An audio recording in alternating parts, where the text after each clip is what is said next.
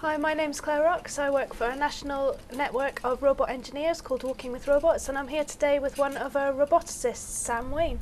Hello. Sam, would you like to tell us a little bit more about where you come from and what kind of research you do and why you do that research? Sure, yeah. Well, I work at Staffordshire University and teach robotics there. We also do some robotics research. I started off getting involved in robots originally with my degree in robotics on a robot called the Handy One. And that was a robot to help disabled people who've got no arms feed themselves and gave them a bit more independence. One of my interests now at the university is robotics research, and I'm very interested in robot manipulators. For example, we've got a robot manipulator here. It's just a 3-fingered robot, and it mimics a hand opening and closing. Can you show us how that works? Sure, yeah. There's 3 motors, one for each finger, and just through a clever arrangement of gears and mechanisms, each motor can make the hand close in a very realistic sort of way. And the fingers are closed and operated through these switches, because it's just a research project at the moment, so you have to manually open and close these fingers. So if you press this switch, for example, it will close the index finger, and the second switch will close the middle finger. And then there's a third switch as well, which will open and close the thumb. Ah, and I see you've got another hand next to you. Can you tell me a bit more about that, please? Sure. So this is taking one step further from the this original research project, and this is something that a little bit more advanced in that we have a sensor on my hand. So as I move my fingers, the glove picks up the position of my fingers, transmits the data through this cable, through a computer, and translates it into robot motion.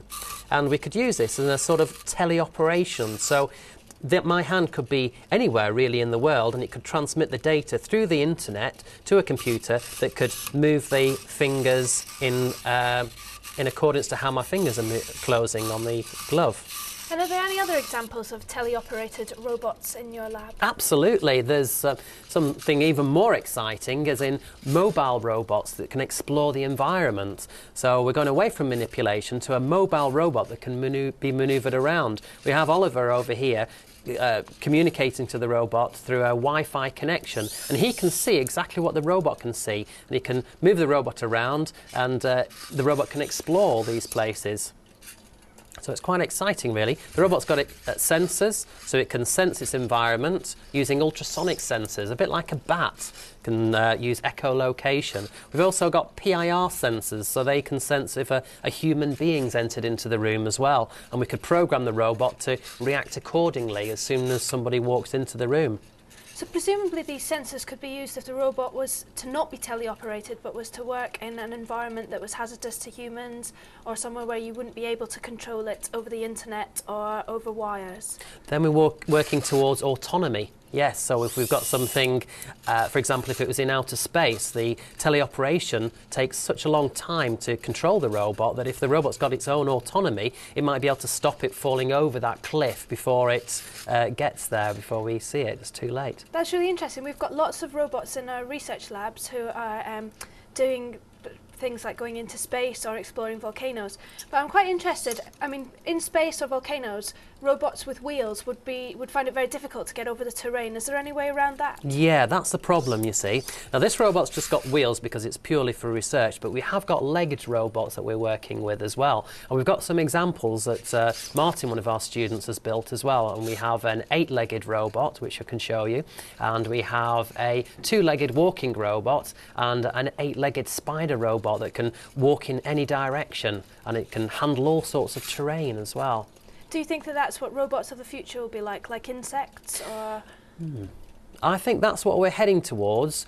Maybe not so much the insects, but we're learning a lot from replicating insect behaviour. So we're getting robots to walk in an insect-like way, but I think what we're moving through here is through evolution. So we're going to evolve robots to be 2-legged walking robots, as you've seen with the Asimov footage as well. Okay, and what do you think makes a good robot? Something that's robust.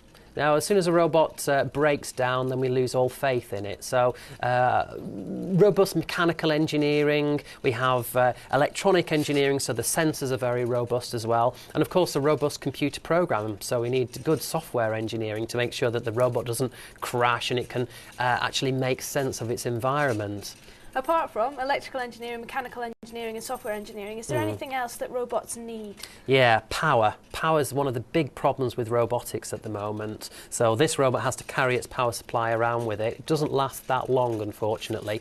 But what robots are starting to do now is become more autonomous. So they can detect when their power level is running low and find a power source. So this robot, with the correct amount of sensors, could find its own power supply and plug itself in and then walk away once it knows that it's full of energy. And also we have some robots like the EcoBot and the SlugBot, which are programmed to find slugs, digest them, and using a chemical reaction generate its own power. So though we've got true autonomy, so the robot can't be switched off really, it's programmed to hunt for its own power.